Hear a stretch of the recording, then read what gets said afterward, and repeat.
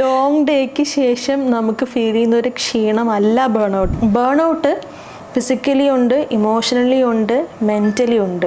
ഈ 3 ആസ്പെക്റ്റിലും നമുക്ക് burn out നമ്മളെ അഫക്റ്റ് ആവുന്നുണ്ട്. പ്ലാനിങ്ങിലും ചിലപ്പം പണി നടന്നു എന്ന് വരില്ല. മെൻ്റലി നമ്മൾ ഡ്രെയിൻഡ് ഔട്ട് ആവും. നമുക്കിനി ഒരു സ്റ്റെപ്പ് എടുത്ത് വെക്കാൻ വയ്യ, എന്നെ കൊണ്ട് ഇനി ചെയ്യാൻ വയ്യ, എന്നെ കൊണ്ട് ആലോചിക്കാൻ വയ്യ, എന്നെ കൊണ്ട് ഡിസിഷൻ എടുക്കാൻ വയ്യ. ജോലിയിലൊരു നിയന്ത്രണം ഇല്ലാതെ ഒരു പണിയെടുക്കും.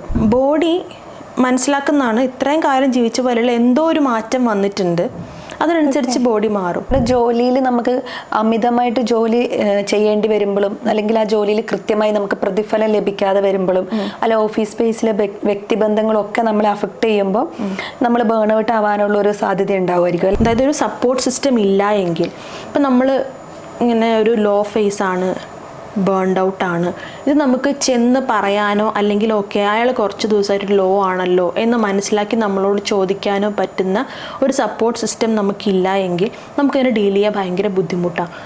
ഈ ബേൺ ഔട്ട് നമുക്ക് എങ്ങനെ ഓവർകം ചെയ്യാം? നമ്മൾ ആദ്യം സ്വയം തിരിച്ചറിയണം burn out. Correct. Burn out എന്നൊരു വാക്ക് കേട്ടിട്ടുണ്ടോ? ബേൺ ഔട്ട് എന്ന് പറഞ്ഞ വാക്ക് കേട്ടിട്ടുണ്ട്. സാധനം കരിഞ്ഞു പോകുന്നതല്ല, കേക്ക് ഉണ്ടാക്കാൻ വെച്ചിട്ട് ബേൺ ഔട്ടായി എന്ന് പറയുന്ന സാധനമല്ല. അല്ലല്ലോ, നമ്മുടെ മെന്റൽ ഹെൽത്തുമായി ബന്ധപ്പെട്ട് തന്നെ ബേൺ ഔട്ട് എന്നുള്ള വാക്ക് കേട്ടിട്ടുണ്ട്. അത് ചില ദിവസം നമ്മൾ ജോലിയൊക്കെ കഴിഞ്ഞ് വന്നിരിക്കുമ്പോൾ ഞാൻ തന്നെ പറയാറുണ്ട്, ഓ ഞാനിന്ന് ബേൺ ഔട്ടാണ്, ഞാനിന്ന് ഭയങ്കര ഡ്രൈ ആണ്. ബേൺ ഔട്ട് ഞാൻ മനസ്സിലാക്കി. ഒരു ലോങ് ഡേക്ക് ശേഷം നമുക്ക് ഫീൽ ചെയ്യുന്ന ഒരു ക്ഷീണമല്ല ബേൺ ഔട്ട്. അത് ക്ഷീണമാണ്, വെറും ക്ഷീണം, ടയേർഡ്നെസ്. ഞാൻ ഇത്രയും കാലത്തപ്പോൾ ക്ഷീണത്തെയാണ് ബേൺ ഔട്ട് എന്ന് വിളിച്ചു. വലിയ വാക്കല്ലോ, ഒന്ന് ഇടയ്ക്ക് ഉപയോഗിക്കാൻ കുഴപ്പമില്ല. ഒരുപാട് ആൾക്കാർ അങ്ങനെ ഉപയോഗിച്ച് തെറ്റായി ഉപയോഗിക്കാറുണ്ട്. ബേൺ ഔട്ട് എന്ന് പറഞ്ഞാൽ ക്ഷീണമാണ്, പക്ഷെ അത് വെറും ഒരു ശരീരക്ഷീണം മാത്രമല്ല, ഇമോഷണലി, മെൻ്റലി, ഫിസിക്കലി ഫുള്ളി നമ്മളങ്ങ് നമ്മുടെ അന്തസത്ത മുഴുവൻ അങ്ങ് ചോർന്ന് പോയിട്ട് ഉള്ളിൽ ഫുൾ ഒരു മരുഭൂമി പോലെ ഡ്രൈഡ് ഔട്ടായി പോയി നമുക്കൊന്നും ചെയ്യാൻ പറ്റുന്നില്ല എന്നുള്ള അവസ്ഥയിൽ കുറച്ച് കാലം അങ്ങനെ തന്നെ തുടർന്ന് പോകുന്നതാണ് ബേൺ ഔട്ട് എന്ന് പറയുന്നത്. ഇത് ഒരു പർട്ടിക്കുലർ ഡേയിൽ രാവിലെ തൊട്ട് വൈകുന്നേരം വരെ കഷ്ടപ്പെട്ടുണ്ടാവുന്ന ഒരു സാധനം അല്ല ബേൺ ഔട്ട്. ഫുള്ളി ഡ്രെയിൻഡ് ഔട്ടാണ്. നമുക്കൊരു ബ്രെയിൻ ഫോഗ് എന്ന് കേട്ടിട്ടില്ല. എനിക്കൊന്നും ചിന്തിക്കാൻ പറ്റുന്നില്ല, ഒന്നും ആലോചിക്കാൻ പറ്റുന്നില്ല, ഒന്നുമില്ല ഉള്ളിൽ, ഫുള്ളി ഇങ്ങനെ ചത്തിരിക്കുന്ന ഒരു ഫീലിംഗ്. അതിനാണ് നമ്മൾ ബേൺ ഔട്ട് എന്ന് പറയുന്നത്. അപ്പം ബേൺ ഔട്ട് ഫിസിക്കലി ഉണ്ട്, ഇമോഷണലി ഉണ്ട്, മെൻ്റലി ഉണ്ട്. ഈ 3 ആസ്പെക്റ്റിലും നമുക്ക് ബേൺ ഔട്ട് നമ്മളെ അഫക്റ്റ് ആവുന്നുണ്ട്. അപ്പോൾ എത്ര ടൈപ്പ് ബേൺ ഔട്ടുകൾ ഉണ്ട് എന്ന് നമുക്ക് നോക്കാം. ബേൺ ഔട്ടിൽ തന്നെ ടൈപ്പുകളുണ്ട്. നമ്മൾ ഡിപ്രഷൻ കൈൻഡ് ഓഫ് എന്താ പറയുക, പല ടൈപ്പ് ഉണ്ടെന്ന് പറയുന്നത് പോലെ തന്നെ അല്ലേ? ഓക്കെ. ബേൺ ഔട്ടിനും പല ടൈപ്പുകളുണ്ട്. ഒന്നാമത്തെ ടൈപ്പ് ഓവർ വർക്ക് കൊണ്ടുവരുന്ന ബേൺ ഔട്ട്. ഈ വർക്ക് എന്ന് പറഞ്ഞാൽ ജോലി എന്ന് മാത്രമല്ല നമ്മൾ ഉദ്ദേശിക്കുന്നത്. എന്തെങ്കിലും ഒരു കാര്യത്തിന് വേണ്ടിയിട്ട് ഭീകരമായ എനർജി അങ്ങ് എടുത്ത് അവസാനം നമ്മുടെ അടുത്ത് എടുക്കാൻ എനർജി ഇല്ല, അങ്ങേ അറ്റം പോയി കഴിഞ്ഞാൽ അങ്ങ് നമ്മുടെ ഉള്ളിലുള്ള സത്തയൊക്കെ അങ്ങ് ചോർന്നു പോയിട്ട് നമ്മുടെ ഒന്നും കൊടുക്കാനില്ല. അതിപ്പോൾ ഒരാളെ കേട്ടോണ്ടിരിക്കുന്നത് വരെ ആവാം. നമ്മുടെ ടൈം എത്രത്തോളം. അതെ, നമ്മൾ ഒരാളെ നമ്മളിരുന്ന് കേൾക്കുകയാണ്, കേട്ട് അയാൾക്ക് പ്രത്യേകിച്ച് നമുക്കൊന്നും കൊടുക്കാനില്ല, നമുക്ക് കേൾവിക്കാരി ആവുക എന്നതേ ഉണ്ടാവുള്ളൂ അവിടെ. പക്ഷെ കേട്ട് കുറേ കഴിയുമ്പോൾ നമ്മുടെ ഉള്ളിൽ തോന്നുന്ന ഒരു മരവിപ്പുണ്ട്, ഇതിനപ്പുറത്തേക്ക് നമുക്കൊന്നും ചെയ്യാനില്ല എന്നൊരു തോന്നൽ. അതും നമ്മളെ അഫക്റ്റ് ചെയ്യും. അതുപോലെ തന്നെയാണ് ഇമോഷണൽ ബേൺ ഔട്ട്. അതായത് എന്തെങ്കിലും ഒരു കാര്യത്തിന് വേണ്ടി നമ്മൾ കഷ്ടപ്പെട്ട് നമ്മൾ കുറേ പ്രയത്നിച്ച് നമ്മുടെ ഇമോഷൻസ് ഫുള്ളും അതിൽ ഇൻവെസ്റ്റഡ് ആയി, പക്ഷേ അതിനപ്പുറത്തേക്ക് നമുക്ക് പുഷ് ചെയ്യാൻ പറ്റില്ല. ഡ്രെയിൻഡ് ഔട്ടാണ്, കംപ്ലീറ്റ് ഡ്രെയിൻഡ് ഔട്ടാണ്. അതുപോലെ മെൻ്റലി നമ്മൾ ഡ്രെയിൻഡ് ഔട്ടാണ്. നമുക്കിനി ഒരു സ്റ്റെപ്പ് എടുത്ത് വെക്കാൻ വയ്യ, എന്നെ കൊണ്ട് ഇനി ചെയ്യാൻ വയ്യ, എന്നെ കൊണ്ട് ആലോചിക്കാൻ വയ്യ, എന്നെ കൊണ്ട് ഡിസിഷൻ എടുക്കാൻ വയ്യ, എന്നെ കൊണ്ട് ഇനി ഒന്നും തീരുമാനിക്കാനോ അല്ലെങ്കിൽ ഇതെങ്ങനെ മുന്നോട്ടൊന്നും പറഞ്ഞു കൊടുക്കാനോ വയ്യ, എന്നെ കൊണ്ട് വർക്ക് ചെയ്യാൻ വയ്യ, പ്രൊഡക്ടിവിറ്റി ഇല്ല, ക്രിയേറ്റീവ് സൈഡൊന്നും വർക്കാവാതിരിക്കുക, ഒന്നും വർക്കാവുന്നില്ല. അങ്ങനെ different type of burn outs പറയുന്നുണ്ട്.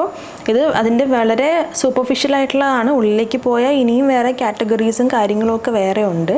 അപ്പോൾ ഈ ബേൺ ഔട്ട് നമുക്ക് എന്തുകൊണ്ടാണ് വരുന്നത് എന്ന് നോക്കാം. ഒന്നാമത്, നമുക്ക് നോ പറയാൻ അറിയില്ലെങ്കിൽ നമ്മളവിടെ ഓവർ വർക്കാവും.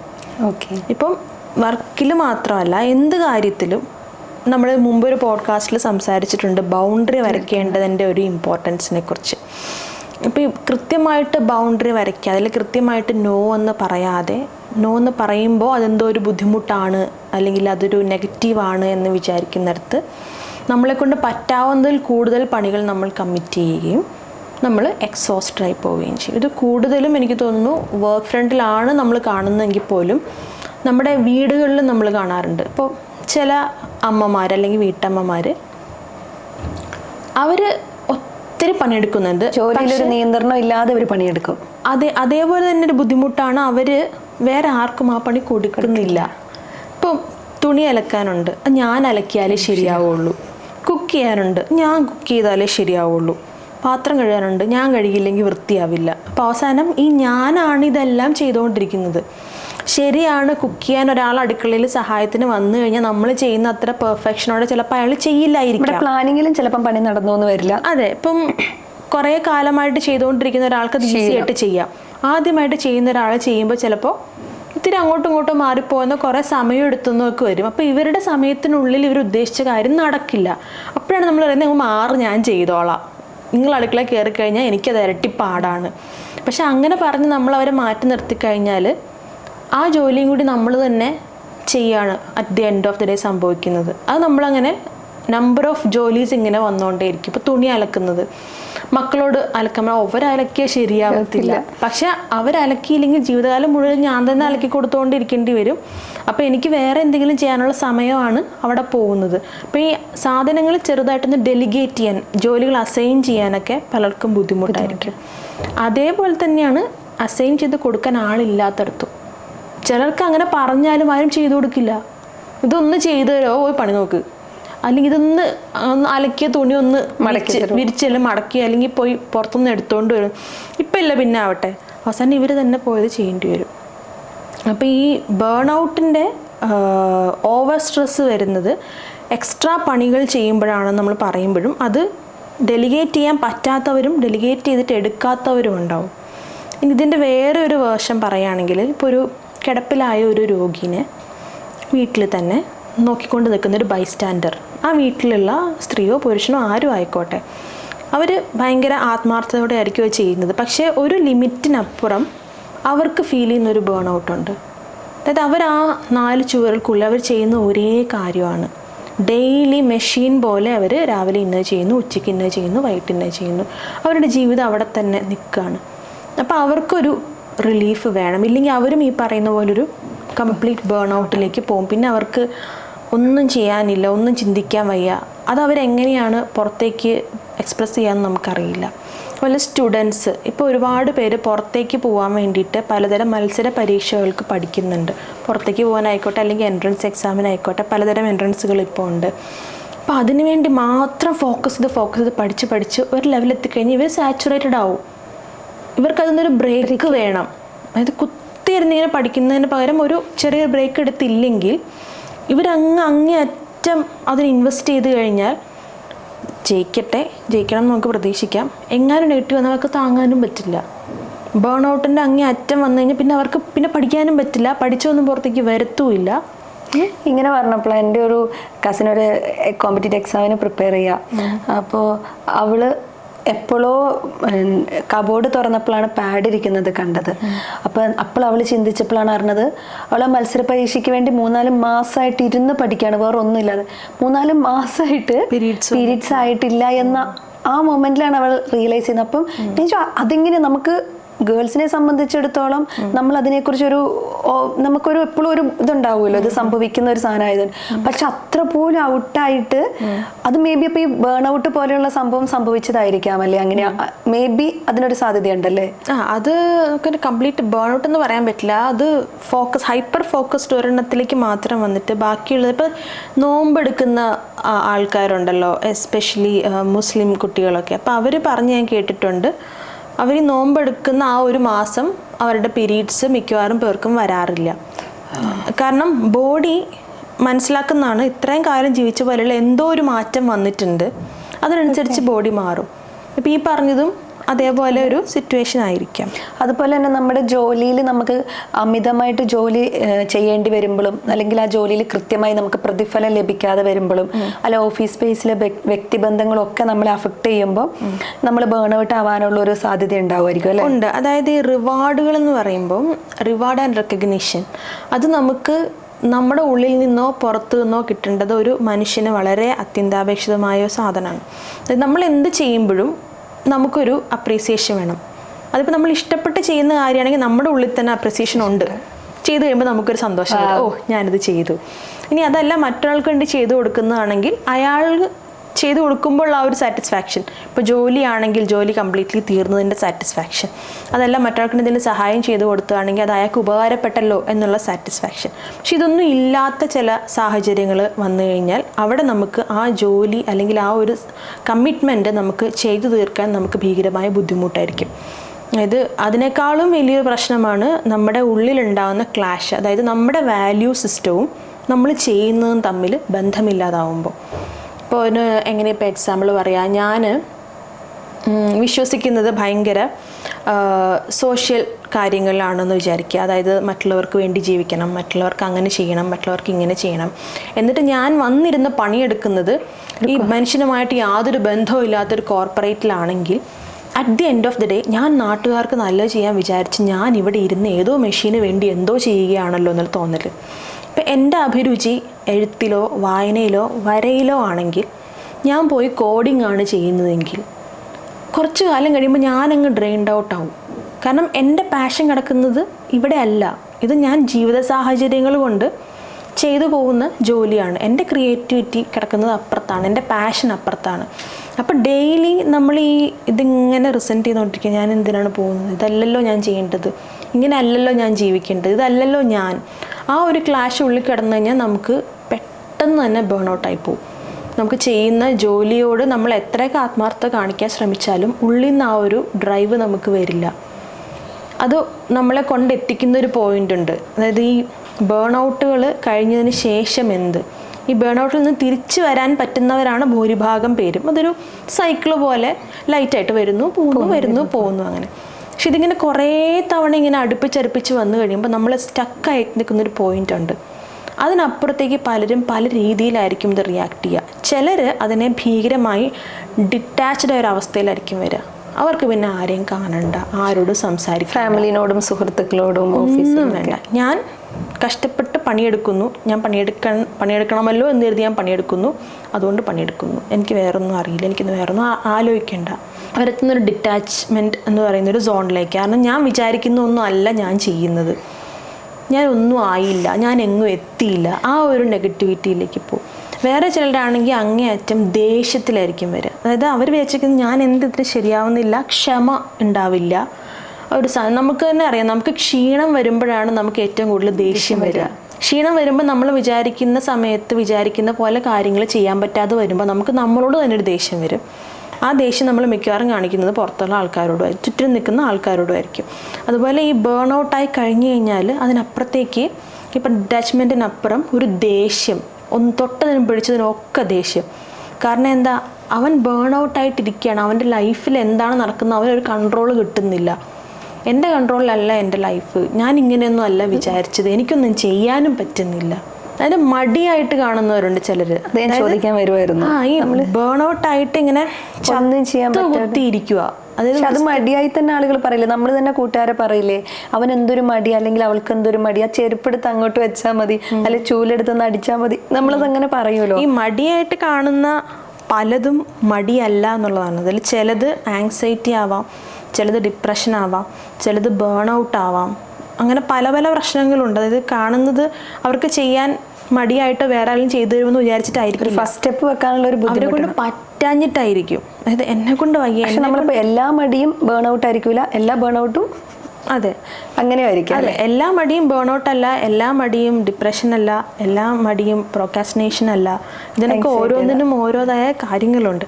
ഇപ്പോൾ ബേൺ ഔട്ടായി ഇരിക്കുന്ന ആൾക്ക് ഈ പറയുന്ന പോലെ എന്നെക്കൊണ്ട് ഇനി ഒരു ആലോചിക്കാൻ ഡിസിഷൻ എടുക്കാൻ ഭയങ്കര ബുദ്ധിമുട്ട് വരും അവർക്കൊരു പരിധി കഴിഞ്ഞ് കഴിയുമ്പോൾ. കാരണം ഉള്ളിലൊന്നും ഇല്ല. നമുക്ക് ഡിസിഷൻ മേക്കിംഗ് വരുന്നത് എവിടെ നിന്നാണ്? നമ്മുടെ ഉള്ളിൽ നിന്നാണ്.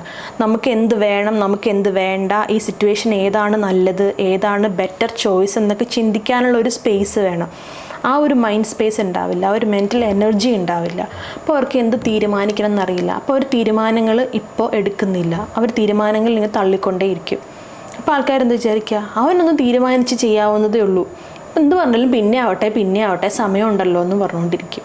അതൊരു പക്ഷേ ബേൺ ഔട്ടായി പോയിട്ട് ഒരു എനർജി ഇല്ലാതായി പോയിട്ട് ഒരു സ്റ്റെപ്പ് എടുത്ത് വയ്ക്കാൻ പറ്റാത്തത് കൊണ്ടായിരിക്കാം.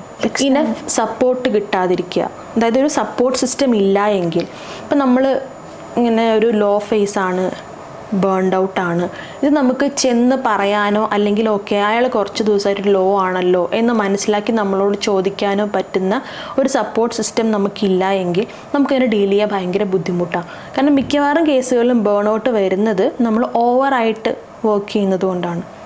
അങ്ങനെ വന്നു കഴിയുമ്പോൾ നമ്മളെ സഹായിക്കാൻ ആരെങ്കിലുമൊക്കെ വേണം, നമ്മൾ ആ സമയത്ത് സഹായം ചോദിക്കണം.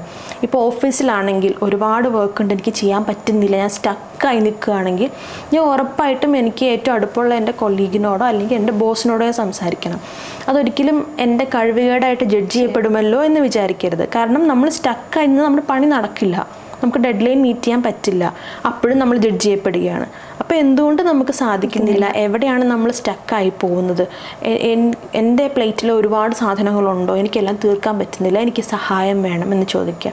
ഇപ്പോൾ ചില കമ്പനികളിലുണ്ട്, അതായത് ഇപ്പോൾ ലേ ഓഫിൻ്റെ സമയമൊക്കെ ആണെങ്കിൽ ഈ ലേ ഓഫ് ചെയ്ത ആൾക്കാർക്ക് പകരം റീപ്ലേസ്മെൻറ്റ് ഉണ്ടാവില്ല, പക്ഷെ അവർ ചെയ്ത ജോലികളൊക്കെ ഇവരുണ്ടാവും. അപ്പോൾ എക്സിസ്റ്റിംഗ് എംപ്ലോയീസിലായിരിക്കും ഈ ജോലികൾ വരിക. അപ്പോഴും അവർക്ക് ഈ ബേൺ ഔട്ട് ഇവൻച്വലി ഫീൽ ചെയ്യാം. അപ്പോൾ അതിന് കറക്റ്റായ മെഷേഴ്സ് മിക്ക കമ്പനീസും എടുക്കാറുണ്ട്. അതായത് എങ്ങനെയൊക്കെ അതിനെ ഡിവൈഡ് ചെയ്യണം, ഈക്വലി എങ്ങനെ ബേർഡൻ അവർക്ക് ഷെയർ ചെയ്ത് കൊടുക്കാമെന്നൊക്കെ. പക്ഷേ എന്നിട്ടും നമ്മളെ കൊണ്ട് പറ്റുന്നില്ല എന്നുണ്ടെങ്കിൽ നമ്മൾ തീർച്ചയായിട്ടും അത് കമ്മ്യൂണിക്കേറ്റ് ചെയ്യണം. അതിന് നമുക്കൊരു സപ്പോർട്ട് സിസ്റ്റം വേണം. ഇപ്പോൾ ഓഫീസിലില്ല എന്നുണ്ടെങ്കിൽ നമുക്ക് വീട്ടിലോ നമ്മുടെ സുഹൃത്തുക്കളുടെ ഇടയിലോ, ഇനി അതൊന്നും പറ്റുന്നില്ലെങ്കിൽ തീർച്ചയായിട്ടും ഒരു പ്രൊഫഷണൽ ഹെൽപ്പ് എടുക്കുക തന്നെ വേണം. ഒരു തെറാപ്പിസ്റ്റിനെ പോയി കാണണം, ഇങ്ങനെയാണൊരു പ്രശ്നം, എനിക്ക് ഒന്നും ചെയ്യാനുള്ള എനർജി കിട്ടുന്നില്ല, എനിക്ക് ആലോചിക്കാൻ പറ്റുന്നില്ല, പക്ഷെ ഞാൻ കറക്റ്റായിട്ട് ഫുഡ് കഴിക്കുന്നുണ്ട്, അതായത് ഫിസിക്കലി എനിക്ക് പ്രശ്നമില്ല പക്ഷെ എന്നെ കൊണ്ട് പറ്റുന്നില്ല. പക്ഷെ ചിലർക്കത് ഫിസിക്കലിയും പ്രശ്നങ്ങളുണ്ടാവാം. അതായത് നമ്മൾ ഈ എക്സോസ്റ്റഡ് ആയി കഴിഞ്ഞ് കഴിഞ്ഞാൽ സ്ലീപ്പിനെ എഫക്റ്റ് ചെയ്യും. ചില ഭയങ്കര ഉറക്കമായിരിക്കും, ചിലർക്ക് മണിക്കൂറുകളോളം ഉറങ്ങും. അതായത് രാത്രി ഒരു 10 മണിക്ക് കിടന്നിട്ട് രാവിലെ 11, 12, 1 മണിയൊക്കെ ആയാലും ഉറങ്ങാൻ പറ്റില്ല, അങ്ങ് ഉറങ്ങുക, ഉണർന്നിരിക്കുവല്ല, അങ്ങ് ഉറങ്ങുക. അത് ബോഡി അത്രയും നമ്മൾ ക്ഷീണിച്ചു എന്ന് മൈൻഡ് ബോഡിക്ക് കമാൻഡ് കൊടുത്തിട്ട് ബോഡി നമ്മളെ ഉറക്കിക്കൊണ്ടിരിക്കുക. ചിലർക്ക് നേരെ തിരിച്ചായിരിക്കും, ഇൻസോംനിയ ആയിരിക്കും വരെ, എത്ര കിടന്നാലും ഉറക്കം വരുന്നില്ല, എന്നെ കൊണ്ട് പറ്റുന്നില്ലോ, അത് ചെയ്യാൻ പറ്റുന്നില്ലോ, ഇത് ചെയ്യണമെന്ന് വിചാരിച്ചു അത് നടന്നില്ല, ഇത് മിനിങ്ങാന്ന് ചെയ്യേണ്ടതായിരുന്നു ഇന്ന് വരെ ചെയ്തിട്ടില്ല, ഇനി ഞാൻ എന്ന് ചെയ്യും, അത് ഇത് 100,000 കാര്യം, ഉറക്കം പോവും. ചിലർക്കത് ഈറ്റിങ്ങിനെ ബാധിക്കും. ഈ ഉറക്കം ഇങ്ങനെ ആയാൽ തന്നെ സ്വാഭാവികമായിട്ടും മനുഷ്യൻ ഈറ്റിംഗ് ഹാബിറ്റ്സ് തെറ്റും. ഓവർ ഈറ്റിംഗ് ആവാം, അണ്ടർ ഈറ്റിംഗ് ആവാം, പിന്നെ അതിൻ്റെതായ പ്രശ്നങ്ങൾ സ്റ്റൊമക്കിൽ വരും, അതിൻ്റെതായ പ്രശ്നങ്ങൾ ബോഡിയിൽ വരും. അങ്ങനെ നിരവധി പ്രശ്നങ്ങളും ഈ ബേൺ ഔട്ട് കൊണ്ട് വരും. ഈ ബേൺ ഔട്ട് നമുക്ക് എങ്ങനെ ഓവർകം ചെയ്യാം? നമ്മൾ ആദ്യം സ്വയം തിരിച്ചറിയണം burn out. Correct. First step നമ്മൾ ഐഡൻറ്റിഫൈ ചെയ്യുക എന്നുള്ളതാണ്. അതായത് ഓക്കെ, ഞാനൊരു ബേൺ ഔട്ടിലാണ് എന്ന് നമുക്ക് മനസ്സിലാണ്. അതായത് എനിക്ക് ക്ഷീണം എന്ന് പറയുന്നത് മറ്റ് ഫിസിക്കൽ എയിൽമെൻറ്റുകൾ കൊണ്ടോ എന്തെങ്കിലും ഡിസീസ് കൊണ്ടോ ഒന്നുമല്ല, ഞാൻ മെൻ്റലി ഡ്രെയിൻഡ് ഔട്ടാണ്, എന്നെക്കൊണ്ട് കുറച്ച് കാലമായിട്ട് ഞാൻ ഈ ലോ ഫേസിലാണ് എന്ന് മനസ്സിലാക്കുന്നുണ്ടെങ്കിൽ ഐഡൻറ്റിഫൈ ചെയ്യുക എന്നുള്ളതാണ് ഒന്നാമത്തെ കാര്യം. രണ്ടാമത്തെ നമ്മൾ ചെയ്യേണ്ടത് അതിൽ നിന്ന് റിക്കവർ ചെയ്യുക എന്നുള്ളതാണ്. അതായത് ഈ ബേൺ ഔട്ട് എന്ന് പറഞ്ഞാൽ ഒരിക്കലും അത് സ്റ്റാറ്റിക് അല്ല, അതിങ്ങനെ മാറിക്കൊണ്ടേയിരിക്കും, പോവും വരും പോവും വരും. അപ്പം നമ്മൾ കുറച്ചൊരു എഫേർട്ട് എടുത്ത് അതിൽ നിന്ന് മനഃപൂർവ്വം ഒന്ന് പുറത്ത് വന്നു കഴിഞ്ഞാൽ നമ്മൾ ഇമ്മീഡിയറ്റ്ലി ചെയ്യേണ്ടത് ഐഡൻറ്റിഫൈ ചെയ്യുക എന്നുള്ളതാണ്. അതായത് ബേൺ ഔട്ടിൽ ഇരിക്കുമ്പോൾ നമ്മൾ ഐഡൻറ്റിഫൈ ചെയ്യാൻ പോകരുത്. കാരണം ആ ഒരു സമയത്ത് നമ്മുടെ മെൻ്റൽ ഹെൽത്ത് എന്ന് പറഞ്ഞാൽ ഭയങ്കര ലോ ആയിരിക്കും, നമുക്ക് കറക്റ്റായിട്ട് പ്രശ്നം എന്താണെന്ന് ഐഡൻറ്റിഫൈ ചെയ്യാൻ പറ്റത്തില്ല. അപ്പോൾ അതിൽ നിന്ന് നമ്മൾ ഒന്ന് റിക്കവർ ചെയ്ത് വന്നതിന് ശേഷം വേണം നമ്മൾ കണ്ടുപിടിക്കാൻ. കാരണം കുറേ കാലമായിട്ട് നമ്മൾ ഫേസ് ചെയ്യുന്ന ഒന്നാണല്ലോ. അപ്പോൾ എന്താണ് സോൾ റീസൺ എന്താണ് എന്ന് നമ്മൾ കണ്ടുപിടിക്കുക. ഈ പറയുന്ന പോലെ വർക്ക് ഓക്കെ അല്ലാത്തതാണോ, ഉണ്ടെങ്കിൽ മേലുദ്യോഗസ്ഥരോട് സംസാരിക്കാൻ. ഇനി അതല്ല വർക്ക് കിട്ടിയാൽ നമ്മൾ നോ പറയാനും പഠിക്കണം. അതെ. ഇനി അതെല്ലാം നമ്മുടെ വാല്യൂ സിസ്റ്റവും നമ്മൾ ജീവിക്കുന്ന രീതിയും തമ്മിലുള്ള വ്യത്യാസമാണോ? നാട്ടിൻപുറത്ത് പോയി ജീവിക്കാൻ ഇഷ്ടമുള്ള ഞാൻ ഒരു മെട്രോ സിറ്റിയുടെ നടുക്ക് ജീവിക്കുന്നതാണോ? എനിക്ക് പുഴയും മലയും കിളികളും ഒന്നും കാണാൻ പറ്റുന്നില്ല, എനിക്കതൊക്കെ വേണം എന്നുള്ളതാണോ എൻ്റെ പ്രശ്നം? എന്താണ് എൻ്റെ പ്രശ്നം എന്ന് കണ്ടുപിടിക്കുക. അതിനുശേഷം വേണം അതിനുള്ള റെമഡി കണ്ടുപിടിക്കാൻ. എൻ്റെ ജീവിത സാഹചര്യം മാറ്റിയാൽ ശരിയാകുമോ? എങ്ങനെയാണ് ഞാനതിനെ അഡ്രസ്സ് ചെയ്യേണ്ടത്? എനിക്ക് ഓക്കെ ആവുന്ന തരത്തിലുള്ള എന്ത് സൊല്യൂഷനാണ് കണ്ടുപിടിക്കാൻ പറ്റുക? കണ്ടുപിടിക്കാൻ പറ്റുന്നില്ല എന്നുണ്ടെങ്കിൽ തീർച്ചയായിട്ടും ഒരു പ്രൊഫഷണൽ ഹെൽപ്പ് തന്നെ എടുക്കുക. പിന്നെ നമ്മൾ ഹോബികൾക്കായിട്ട് സമയം കണ്ടെത്തിയിട്ടുണ്ടെങ്കിൽ ഒരു പരിധി വരെ അതെ, അത് നമുക്ക് ഒരു പരിധി ഔട്ട് ബേസ്റ്റുകൾ അല്ലെങ്കിൽ ഇമോഷണലി കംപ്ലീറ്റ്ലി നമ്മൾ ഡ്രെയിൻഡ് ഔട്ട് ആവുന്ന ആ ഒരു ബേൺ ഔട്ട് ആവുന്ന സ്റ്റേജിൽ എത്തുന്നതിന് മുമ്പ് നമുക്ക് ഇതിനെ തിരിച്ചു പിടിക്കാൻ പറ്റും. അതായത് നമ്മൾ കറക്റ്റായിട്ട് നമ്മുടെ സമയം എന്തിനൊക്കെ വേണ്ടി ചെലവഴിക്കണം എന്ന് നമ്മൾ കണ്ടുപിടിക്കുക. അതായത് കൂടുതലും സ്ട്രെസ് റിലേറ്റഡ് ആണ് ഈ വരുന്ന ബേൺ ഔട്ട്. അപ്പോൾ സ്ട്രെസ്സ് കുറയ്ക്കാനുള്ള മാർഗ്ഗങ്ങൾ എന്തൊക്കെയാണ്?